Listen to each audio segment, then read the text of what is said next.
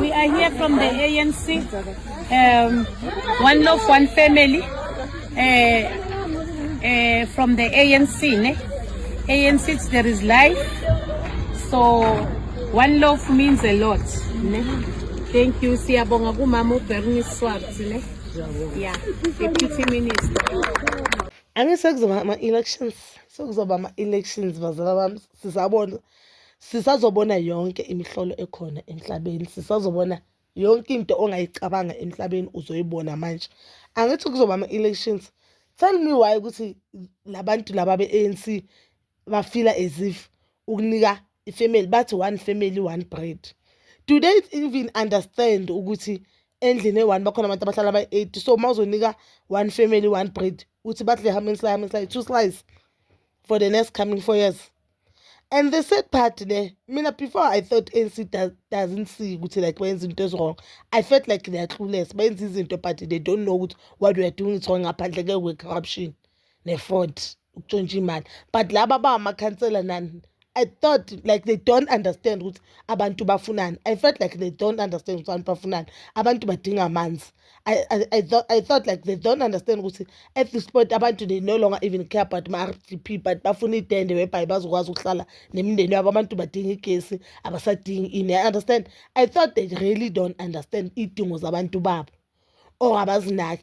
But now I feel like benza ngamabomu because these people every time makuzoba ama-elections they don't care whether or baluzile last time or badropa kangakanani, they'll come back banika abantu izinto lezi ngathi bayazidinga, bathembisa abantu izinto lezi vele umphakathi uzidingayo.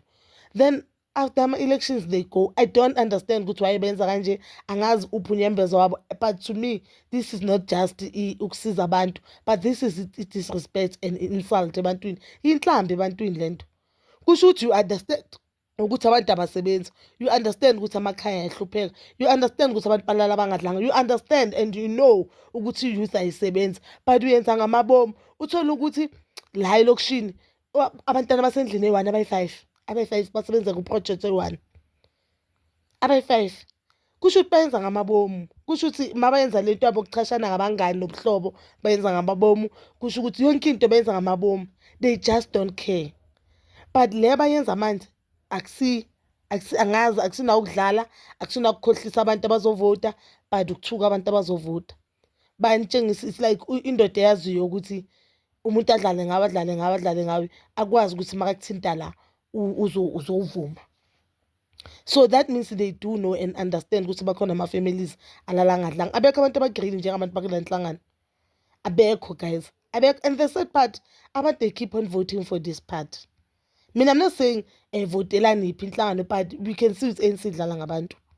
ANC idlala ngabantu and it seems like they do understand idingo zabantu, just that bazitshela ukuthi we won't deliver what abantu bayifunayo. We won't deliver idingo lezi abantu bayifunayo. We won't give abantu amanzi. And if umamela abantu kahle azikho nzima lezi zinto abazifunayo. Abantu bacela nje umsebenzi, abantu bacela amanzi, abantu bacela itende, abasafuni even ama-RDP.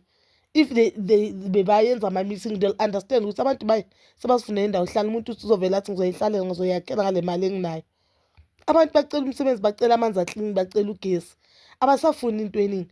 And all they need ukuthi ama-councillors, ama-mayors, ama-premiers, your ministers, the president, just ukuthi bezwe ikhalo zabo phela. And the sad part abana manje njengoba bayenza ama-meeting bayenza ama-door to door, mina vele la kami ngizovele ngivulela intsha, bayenza ama-door to door. No, bayenza ngamabomu. They know ukuthi lezi zinto abathembisa abantu izinto abantu abazifunayo. And guys 31 years, no 32 years ANC ihleli.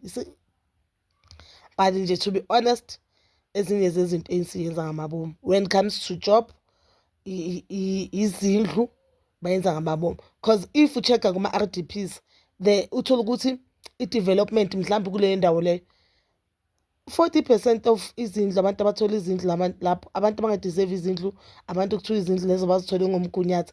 And these are things that we know ziyenzakala.